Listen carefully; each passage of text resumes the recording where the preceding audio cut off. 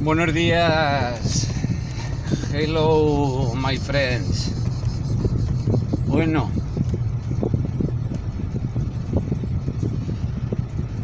pues seguimos con esto y con esto, con los guantes, seguimos con los guantes, con las mascarillas. Hoy no sé si es 28 o 29 de junio y ya hay veintitantos o 30 focos de infección repartidos por todo el país, y de un momento a otro pues ya van a empezar a poner edificios enteros en cuarentena, barrios, pueblos, poblaciones, etcétera. Y nada, no hay problema, ya se han abierto las puertas para que vengan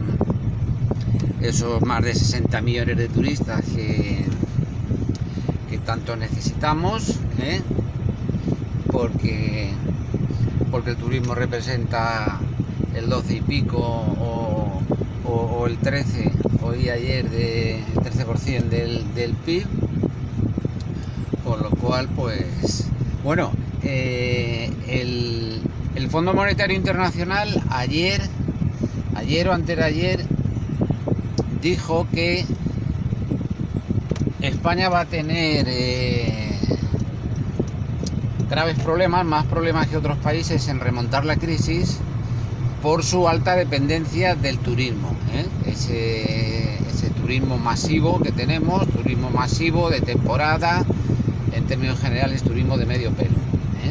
como nuestra economía depende en gran medida del turismo, pues claro, vamos a tener más problemas para remontar la crisis debido a eso. Y entonces, claro, todo el mundo muy contento porque son más de 60 millones de turistas que nos visitan, y todo el mundo ha salido ahí en aluvión: oh, el turismo, tiene que venir el turismo, tal. Y entonces otra pregunta que me surge con esto de esos más de 60 millones de turistas, es esto y esto, Vamos a suponer que cada turista de esos 60 millones, o más de 60 millones, trae una mascarilla y un par de guantes, Claro, todo el tiempo que estén aquí no van a usar la misma mascarilla y el mismo par de guantes, y eso lo van a tirar. Unos decentemente pues lo tirarán al cubo de la basura, pero otros lo tirarán a la calle, otros en las playas, otros lo tirarán por ahí. Entonces más de 60 millones, suponiendo que solo utilizaran una mascarilla y un par de guantes, que como mínimo usarán dos, pues serán 120 millones de mascarillas y 120 millones de pares de guantes que estos señores turistas van a tirar aquí en nuestro país, Y claro, yo tampoco escucho a ningún político ni a ningún advenedizo de estos de los políticos que salen en tromba. Claro, como alguien dijo por ahí que el turismo era un sector laboralmente precario y de poco valor añadido, enseguida han salido ahí, que si porque el turismo la repera y tal. Entonces yo no escucho a ningún político, por ejemplo, hablar de esto, Esos turistas nos van a dejar 100 y pico millones de mascarillas y de pares de guantes aquí que las van a tirar aquí, y claro, pues eso contamina nuestro país, ensucia el alcantarillado, atasca las depuradoras. Bueno, pues hablando de las depuradoras, como resulta que, claro, somos un país que defiende el turismo, que depende del turismo, pero en realidad tenemos el país preparado para esos más de 60 millones de turistas que masivamente nos visitan. Bueno, pues resulta que el año pasado el alto tribunal de la Unión Europea multó a España con una multa de 22 millones de euros porque según una directiva del año 91 que debía cumplirse con respecto al tratamiento de aguas residuales, pues resulta que directiva del año 91, el año pasado España no la había cumplido todavía, entonces 22 millones de euros de multa. Resulta que el alto tribunal de la Unión Europea no suele imponer muchas sanciones económicas. Cuando lo hace es porque lo ha advertido, lo ha notificado, oiga que está usted incumpliendo esto y esto, y no se hace ni caso, Entonces 22 millones de euros de multa porque tenemos todavía en España pues más de 1.500 localidades de más de 15.000 habitantes sin depuradora, o sea, sin depuradoras, ¿sí?, de aguas residuales, o con depuradoras que están averiadas y no las reparan porque no tienen dinero o por lo que sea, o por dejadez, o que esas depuradoras se construyeron mal y son insuficientes para el número de habitantes, o se pensaron para el número de habitantes pero no para el exceso, cuando llega el verano, por ejemplo, y eso se llena de turistas. Y además es que curiosamente esa sanción pues es impuesta por falta de depuración de aguas residuales, precisamente en localidades que son de alta afluencia turística, como Matalascañas en Huelva, Almaurín en Málaga, Isla Cristina, Tarifa en Cádiz, Coín, Málaga, Nerja, Barbate en Cádiz, Santa Cruz de Tenerife, en fin, así un montón. Y claro, resulta que el Ministerio de Transición Ecológica el año pasado pues reconoció esto, que le habían puesto la sanción de 22 millones de euros y que por lo menos hasta el 2023 pues seguirán poniéndonos sanciones económicas porque hasta el 2023 no van a estar solucionados esos problemas en depuradoras, que claro, esto lo decían el año pasado, pero no van a estar para el 2023. Bueno, los 22 millones, pues bueno, pues digamos que 22 millones pues es una multa insignificante para un país, ¿no? 22 millones de euros de multa. Pero lo grave es que el que te impongan esa multa quiere decir que no tenemos las poblaciones turísticas preparadas para resolver el problema que causan. O sea que el turismo es maravilloso y sí, es muy importante, y por ahí salen los economistas, que es muy importante el turismo y el PIB y tal, en lugar de defender el sector industrial, pues resulta que dependemos en gran medida del turismo, pero no estamos preparados. Entonces, si tan importante es el turismo para este país, y si tanto necesitamos al turismo, pues qué menos que preparar el país, ¿no? Pues no está preparado. Resulta que llevamos desde los años 50 alabando el turismo y viviendo del turismo, pero no hemos preparado el país, y entonces resulta que ni siquiera tenemos las depuradoras en condiciones o depuradoras suficientes, Todavía más de 15.000 poblaciones en España sin depuradoras, y en otros lugares importantes como estos que nombro, en fin, todo el litoral y las islas, pues está escaso de depuradora, o no funcionan, o llega el mes de julio y las depuradoras que hay pues se saturan, dejan de funcionar y empiezan a verter pues agua sin tratar a nuestros ríos y a nuestro mar, con lo cual al final estás en la playa y estás en una playa con el agua porque estás recibiendo, depende la corriente de cada día, la dirección del viento, pues el agua está contaminada, Claro, eso hay que defender el turismo, en lugar de defender el sector industrial, que resulta que, claro, el sector industrial, como ya comenté el otro día, pues solo representa el 15% del PIB, o sea, como dos puntos y medio por encima del turismo. Pero es que lo que aún es más grave es que el sector de la automoción, o sea, las fábricas de coches que tenemos en España, el sector de la automoción representa entre un 9 y un 10%, ¿eh? O sea que al final el sector industrial español es solo un 3% del PIB. O sea, ¿qué fabricamos aquí? Fabricamos botijos, fabricamos abanicos y 3 cosas más. El resto todo viene de fuera, y no nos hemos preocupado de que el sector industrial tenga mayor relevancia y más cosas se fabriquen aquí. O sea que solo el sector de la automoción representa entre un 9 y un 10% del PIB, o sea que del 15% que representa la totalidad del sector industrial, si quitas el sector del automóvil, pues es que se evidencia que no fabricamos nada en España, todo viene de fuera, no fabricamos nada, y luego resulta que el sector primario, el sector agrícola, ganadería y pesca representa solo un 2,5%.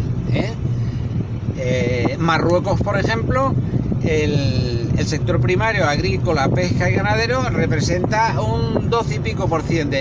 del PIB, o sea que nosotros, que se suponía que teníamos la flota pesquera más importante del planeta y que éramos la huerta de Europa, pues resulta que ese sector solo representa el 2,5% del PIB, o sea que también está viniendo de fuera pues cantidad de productos del sector primario, o sea, están viniendo merluzas y pescadillas de Chile, están viniendo lenguados de no sé dónde, pero no que los haya pescado un pesquero español que haya ido allá a pescarlos, no, de empresas de este sector, de esos países. Es que están viniendo garbanzos y están viniendo lentejas de Canadá, o sea, aquí en España, que hemos tenido siempre las mejores lentejas del mundo, las lentejas de Salamanca, los garbanzos de Pedrosillo, las alubias de no sé dónde, pues ahora resulta que eso, vas a la tienda, mira el paquete, y verás producido en Canadá, o producido no sé dónde, y entonces claro, resulta que tampoco somos la huerta de Europa, resulta que en el sector industrial no fabricamos nada o apenas nada, porque es que además esa industria automovilística no son empresas españolas, son empresas extranjeras también, que en un momento determinado deciden deslocalizar la producción que tienen en España y llevársela a otro sitio, porque no tienen las fábricas aquí para ayudar a España, tienen las fábricas aquí porque les interesa económicamente, porque tienen unos acuerdos con el gobierno de beneficios fiscales, porque los salarios en España son bajos, por eso están fabricando coches aquí, pero no son empresas españolas, Citroën, Peugeot, Renault son francesas, la SEAT es alemana, del grupo Volkswagen, no son empresas españolas. Y claro, o sea, tampoco nos olvidemos que es que a veces parece que aquí siempre ha gobernado el mismo, ¿no? Y aquí ha estado gobernando el PSOE y el PP, y estos problemas no los han resuelto. Aznar, el super sabio de Aznar, en una visita a Estados Unidos, el secretario de Estado, claro, como Aznar se ve que iba allí todo en plan prepotente, allí haciéndose el chulito y tal, pues el secretario de Estado le preguntó, y esto es cierto, el secretario de Estado le preguntó, ¿y qué fabricáis en España? Porque claro, se ve que Aznar iba allí diciéndole, porque somos la cuarta economía de Europa o la sexta economía del mundo o algo así, y entonces le pregunté, ¿y qué fabricáis en España? Y Aznar respondió, coches. Y el secretario de Estado le volvió a preguntar, no, ¿qué fabricáis en España? Y Aznar, coches. claro, hasta 3 veces parece ser que le preguntó ya al final andar coches. Claro, es que realmente Aznar contestó la verdad, es que no supo qué contestar, es que lo único que fabricamos aquí son coches. Montamos coches, porque luego resulta que esos coches, la mayoría de sus componentes tampoco se fabrican en España, o sea que vienen de fuera. No vayáis a pensar que los embragues se fabrican aquí y los pistones y el compresor de aire acondicionado y el elevalunas, es que al final todas esas piezas también vienen de fuera, o sea que al final aquí se montan coches, pero de esos coches aquí se fabrican 4 cosas. Entonces, claro, contestó la verdad, pues que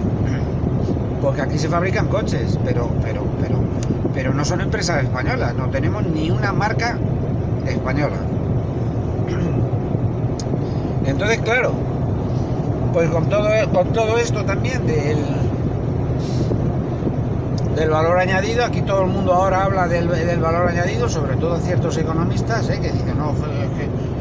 porque claro, como hubo alguien que dijo que el sector turístico es un sector laboralmente precario y de escaso valor añadido, pues claro, como el que lo dijo es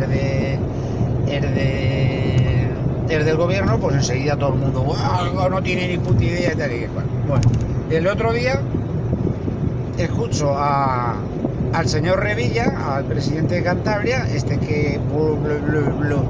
habla tanto, que a veces dice cosas que tiene razón,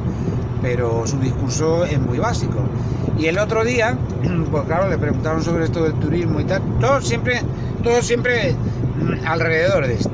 del COVID, y ahora qué va a pasar, y ahora que van a venir turistas,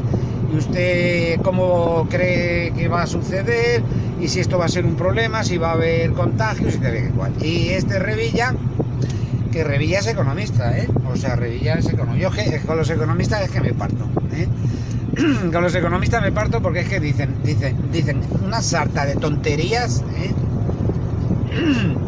Este es economista, él trabajó en un banco poco tiempo, porque luego pues, se metió en política. Y dice el otro día que claro, que el que dijo que el sector turístico no tiene valor añadido, que no tiene ni idea, y dice el tío que el sector turístico es el sector que más y mejor valor añadido tiene de todo, del planeta, dijo Revilla. Y además lo argumentó diciendo que el mejor valor añadido que hay es que tú los tomates, la lechuga, el melón, el no sé qué, que no solo tienes que llevar a ese señor, o sea que ese señor viene aquí a comérselo, que se lo pones en el plato directamente, de la huerta al plato. Y que eso, según Revilla, eso es el mejor valor añadido que existe. O sea, que el que dijo que el turismo tiene escaso valor añadido, que no tiene ni puta idea, porque según él, si llevas los tomates directamente al plato, que si no solo tienes que llevar a Alemania al turista, ese es el mejor valor añadido que existe. Hombre, Revilla, no sé si cuando estudiaste económica, pues faltaste a clase algún día, o estabas pensando ya en política, o no sé lo que entonces explicaban sobre el valor añadido en la facultad de economía. Pero eso será valor añadido negativo, negativo, porque claro, si tenemos en cuenta que un sector o una actividad genera una cadena de valor añadido alrededor, pues en ese sector, por ejemplo, de la que citó como ejemplo este Revilla, de la agricultura, si tú haces eso, que el tomate o la lechuga o el melón va directamente de la huerta al plato del turista, lo que estás es causando un valor añadido negativo, porque no estás creando cadena de valor añadido, O sea, no va a intervenir la logística, ni la distribución, ni el transporte, todo eso genera puestos de trabajo, que ese sería el valor añadido, El valor añadido sería esa cadena que se crea alrededor de esos productos. Si tú eliminas esa cadena y llevas directamente el tomate de la huerta al chiringuito de la playa, pues entonces no hay valor añadido, Revilla, hombre, es que está claro. O sea, es que el valor añadido es esa cadena de actividades y de negocio que se genera alrededor de una actividad, o de un producto, O sea que el ejemplo que pusiste, Revilla, es que bla bla bla bla bla y se te va la olla, Parece mentira que seas economista, y digas que eso es el mejor valor añadido que existe. Ese es el peor, ese es absolutamente negativo porque no genera ningún valor añadido, absolutamente ninguno, porque si tú le llevas el tomate al alemán y se lo pones allí en un supermercado en Alemania, todos esos costes de intermediarios y de clasificación y de logística, transporte y demás, eso lo va a pagar el que compra el tomate allí en Alemania. O sea que tú no le vas a regalar el transporte, El kilo de tomate aquí en Matalaspinos tiene un precio y en Alemania tiene otro precio, porque se le repercute todos esos costes, que son los que generan pues todos esos puestos de trabajo que se generan alrededor. O sea que una vez más, pues el sector turístico tiene muy poco valor añadido, y es el sector más precario que hay, porque es donde están los contratos temporales, inestables y peores salarios y demás. Todo tiene valor añadido, claro, todo tiene valor añadido, y por ejemplo, pues hay sectores, porque es que además, o sea, según Revilla, eliminas la exportación, o sea, según él, eliminando el sector de la exportación sería de puta madre. Y precisamente uno de los sectores más importantes para el país, pues es el sector de la exportación. O sea que menuda tontería. Y bueno, pues nada, pues ahora como ya se ha terminado el confinamiento, pues ahora ¿qué? Ahora las comunidades autónomas están asustadas porque saben, porque lo dicen los científicos y la experiencia que ya hay, ya en estos meses desde que apareció el COVID, pues ya hay cierta experiencia y se sabe que va a haber brotes y tal, porque esto no está ni medianamente controlado. O sea, la enfermedad está ahí y lo único que hemos hecho ha sido ponerle un freno con el confinamiento. Ahora que eso se ha terminado, pues las comunidades autónomas están asustadas, claro. Y entonces, pues ahora quieren cambiar el discurso, y porque saben la que les va a venir encima, porque ahora no van a tener a quien echarle la culpa, claro. Que antes tampoco, porque aquí cada palo tiene que aguantar su vela, o sea que aquí se inventaron las comunidades autónomas, porque lo quisieron, y todo el mundo contento, porque yo en mi comunidad autónoma yo me autogobierno, y tú me transfieres la educación, me transfieres la sanidad, algunas tienen transferida hasta la hacienda pública, como es el caso del País Vasco, no sé cuál más, pero el País Vasco seguro. O sea que aquí somos estupendos, y yo me autogobierno, Pues ahora, cuando han venido los problemas, ahora no puedes echarle la culpa a nadie. O sea que la sanidad estaba transferida, y la sanidad, si ha funcionado bien o mal, es responsabilidad de cada comunidad autónoma y de quien haya gobernado en ella los años anteriores, porque el que está gobernando ahora no es el culpable de lo que se ha hecho anteriormente. Su partido sí, como en esas comunidades donde el partido que gobierna ahora es el mismo que ha gobernado años anteriores, pues ese partido sí que tiene una grandísima responsabilidad. Y claro, pues pues ahora están un poquito asustadas y están bajando el tono un poco, porque claro, ahora ven la que se les viene encima, que ahora cuando haya montones de casos, ellos van a tener que poner en cuarentena edificios, barrios, centros comerciales, pueblos, lo que sea, todo eso que hasta ahora, porque a mí no me tienes que quitar mis libertades, porque la libertad de movimiento, eso, porque que si comunista, que si Venezuela, que si tal y que cual, pues amigo, pues ahora te va a tocar hacerlo a ti, Ahora te va a tocar hacerlo a ti, porque no vas a tener más remedio. Cuando aparezcan en un edificio 20 casos, pues vas a tener que confinar el edificio entero, o la manzana entera, o el barrio entero, o el pueblo entero, Y entonces, ¿ahora qué? Ahora, como lo haces tú, ahora no, eso no tiene nada que ver, claro, con Venezuela, ni con los comunistas, ni con los bolcheviques, ni nada, ¿no? Ahora lo haces tú porque eres muy listo, Y tú, como eres muy listo, sabes hacer las cosas muy bien. Pero cuando lo mismo lo hacen los demás, porque no queda otra, pues entonces resulta que no, como esos ya mayorcitos, que andaban por ahí escribiendo y diciendo, es que yo ya soy mayorcito, a mí no me tiene que coartar mi libertad nadie, porque yo ya soy mayorcito para ir donde quiera, O sea, claro, o sea, tú como eres mayor, tú no tienes que estar en cuarentena en tu casa, Tú puedes salir a la calle donde te dé la gana, y contagiar a todo el mundo, pero hombre, ¿dónde está la cabeza? ¿Dónde está la cabeza? Si tuvimos que estar todos los confinados, ¿pero qué es eso de yo como ya soy mayorcito? En un periódico salieron 6 o 7 pues ya mayorcitos, jubilados,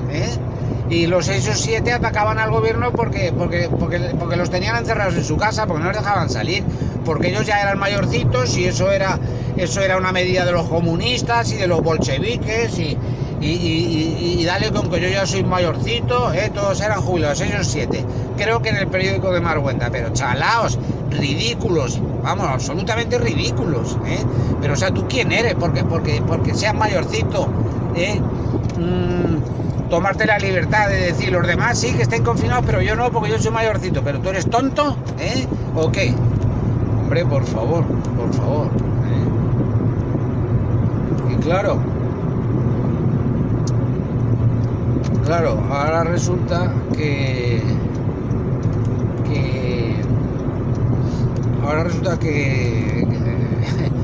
se está cuestionando, figuras políticas como la de González y la de Aznar, estos tipos, pues claro, uno de los problemas es que se han retirado jóvenes, porque el único que se ha retirado mayor y por la puerta de atrás, expulsado del Parlamento, ha sido Rajoy, el resto se han ido ellos porque han perdido las elecciones, que es una retirada comprendida dentro del funcionamiento de la política, ¿no? Pierdes las elecciones, pero te puedes quedar ahí en la oposición. Bueno, pues, y claro, pues ahora están saliendo muchas voces que no se puede cuestionar, que no se puede cuestionar a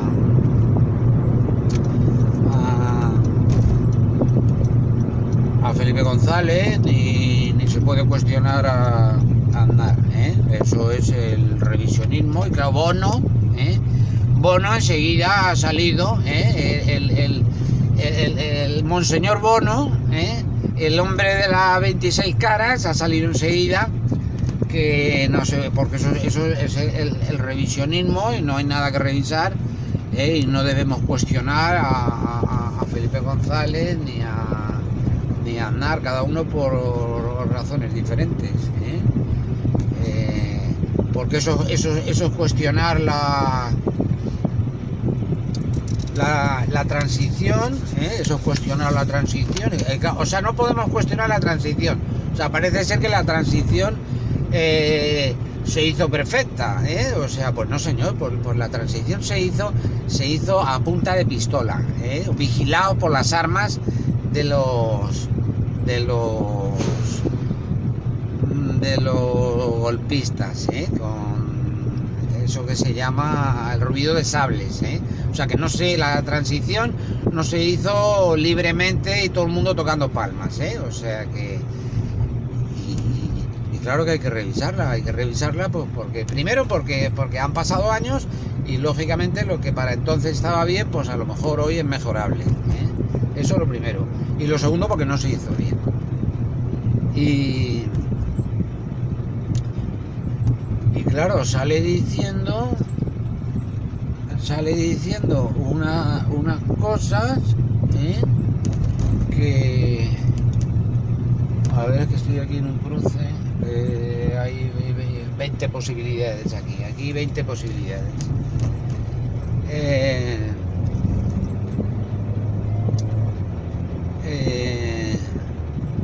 Sale ahí diciendo unas cosas este hombre, este Bono,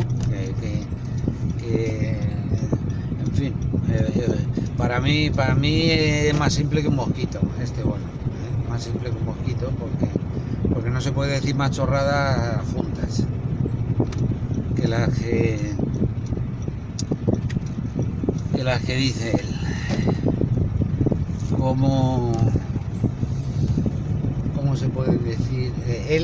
O sea, el Bono y Aznar, cada vez que salen a hablar, dicen unas chorradas, unas chorradas que yo es que me quedo, pero vamos, a ver, es que estoy mirando la dirección. O sea, el otro día sale Aznar y dice que ese revisionismo por todos aquellos que cuestionan la transición política y todos aquellos que cuestionan la legitimidad de la transición política y que consideran que era indispensable acabar con la legitimidad de la transición para cuestionar el sistema que nace con la transición y el sistema constitucional, reescriben el pasado de la historia. Por eso ese revisionismo existe, ¿eh? La tontería que dice Aznar. Y dice, esta sí que es gorda, ¿eh? Entonces le preguntaron, el otro día en una entrevista en la radio, le preguntaron si él marca líneas políticas, en FAES, la fundación esa que tiene para lavar el cerebrito a sus seguidores, y le preguntaron si él marca líneas políticas en FAES y a Casado, pues que parece ser que Casado, que es su delfín, pues él le dice, tienes que hacer esto, tienes que decir esto y tal. Y dice Aznar, esa es otra cuestión, porque eso tiene que ver con la función académica intelectual. Procuro que mi voz se oiga, ¿eh? O sea que eso tiene que ver, que Aznar, según él realiza una función académica intelectual. Ay, que me parto, pero que me parto de risa, ¿eh? Función académica intelectual. Madre mía. Claro, el problema es ese. El problema es que esta gente pues se retiró de la política pues muy jóvenes y entonces pues claro, andan por ahí forrados de pasta, forradísimos, y no tienen nada que hacer, y entonces pues les pasa por lo mismo que a Bill Gates, porque se creen profetas y van por ahí soltando frases y discursos, que parece que están descubriendo la pólvora, o que ellos saben. Hombre de José Mari, que tú has gobernado aquí, y que cuando le contestaste al secretario de Estado norteamericano 3 veces que en España se fabrican coches, en España coches, ¿dónde está la función académica? ¿Dónde está la función académica? Hombre, o sea que tú no has resuelto los problemas de España, tú no resolviste los problemas de España, así que no vengas ahora aquí a decirnos lo que está bien y lo que está mal, porque tú te retiraste de la política, dijiste que te retirabas de la política,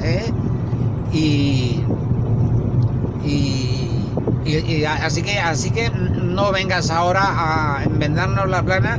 ni a decirnos lo que está bien y lo que está mal, porque si crees en eso que dice, pues vuelve a meterte en política, vuelve a meterte, a ver, si te vota la gente, pues vienes y gobiernas y nos resuelves nuestros problemas, porque como eres tan listo y tan inteligente, pues nada, es muy sencillo, métete otra vez en política y punto, ya está. Pero si no te quieren meter en política pues, y dices que estás apartado, pues coño, apártate, apártate. Y claro, también esta gente, los políticos y los advenedizos de los políticos, como por ejemplo algunos periodistas que no voy a nombrar porque ya sabéis cuáles son, pues claro, como ahora también la izquierda pues está diciendo que quiere subir los impuestos a los ricos, pues no, a los ricos no se les puede subir. Hombre, Bono, ayer mismo lo escuché, decía Monseñor Bono, el hombre de las 26 caras, decía ayer, hombre, a los ricos dejarlos tranquilos, hombre, o sea, aquí cuando se está hablando de subir los impuestos a los ricos, prácticamente lo que se está diciendo es que paguen impuestos, porque claro, o sea, yo me pregunto, ¿por qué es legal? ¿Por qué es legal que una señora ande por ahí en un pedazo de BMW que no ha pagado el IVA porque el BMW está a nombre de la empresa de su marido o de la empresa familiar, o que sus hijos vayan en unos pedazos de Mercedes, que no han pagado IVA esos Mercedes porque están a nombre de la empresa de su padre o la empresa familiar, porque eso es legal?